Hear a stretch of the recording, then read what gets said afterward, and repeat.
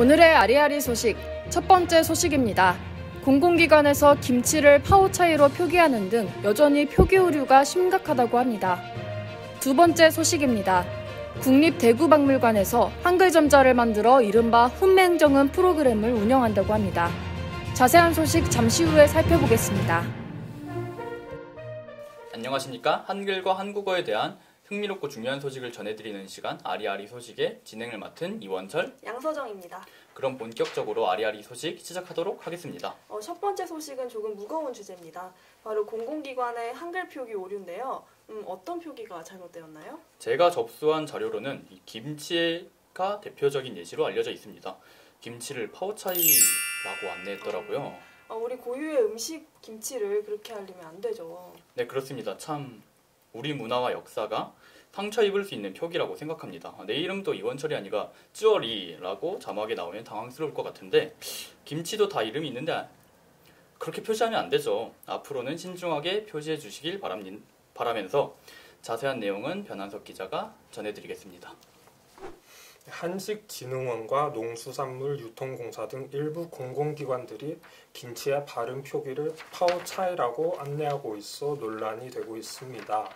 파오차이는 중국식 절임 채소를 뜻하는 말인데 중국에서 한국의 김치를 파오차이로 부르며 중국의 문화 동북 공정이 심화되는 상황에서 여전히 파오차이로 되고 있어 논란이 된 것입니다.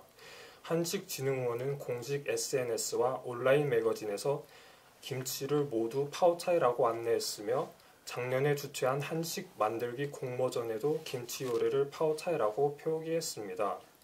한식진흥원뿐만 아니라 한국농수산품 식품유통공사 역시 외식업자를 위해 운영하는 더 외식 홈페이지에서 파오차이라고 표기한 것이 사실인가요?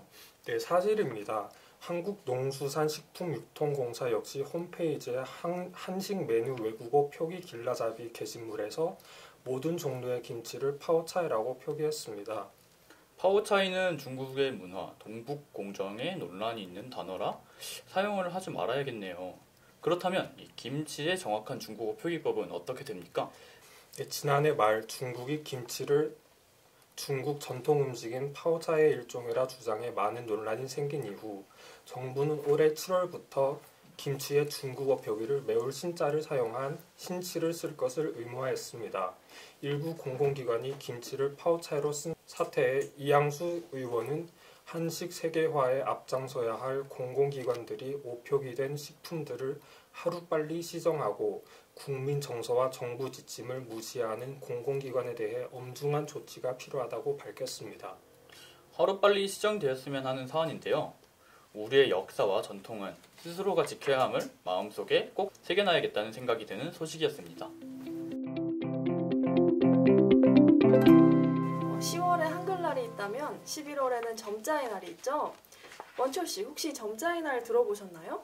점자의 날이요? 한글날은 들어봤어도 점자의 날은 생소한데요.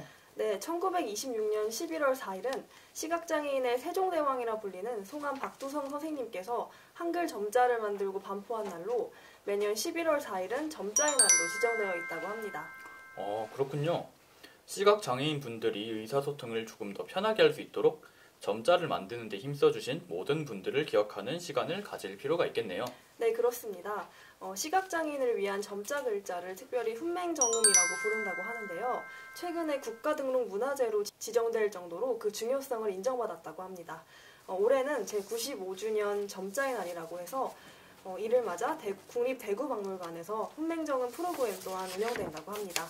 많은 관심과 참여를 바라며 자세한 소식은 김규리 기자가 전해드립니다. 10월에 한글날이 있다면 11월 4일은 점자의 날입니다.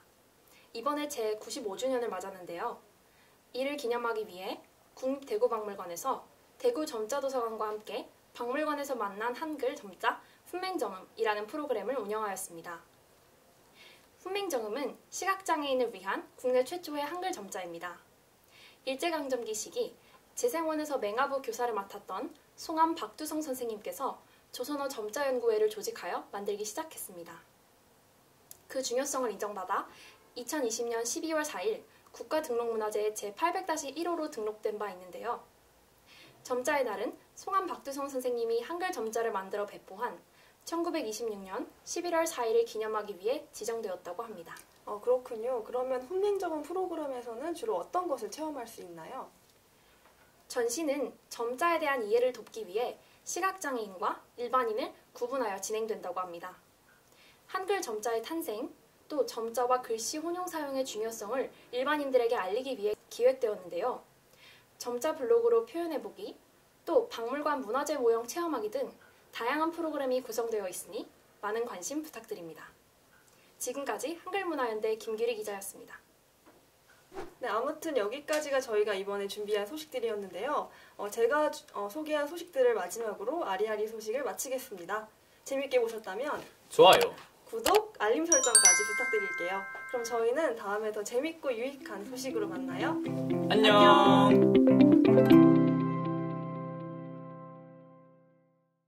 외식업자를 위해 운영하는 더 외식 홈페이지 뭐야 이게 맞나? 아 죄송해요. 여기서부터만 다시 하면 안 돼. 이게 읽다가 내가 의문이 들어버렸어. 국회 농립축산식품 이거 지금까지 한글문화연대 김규리 기자였습니다. 한 번만 다시. 네, 아무튼 여기까지가 저희가 이번에 준비한 소식들이었는데요. 제가 다시 제가 어,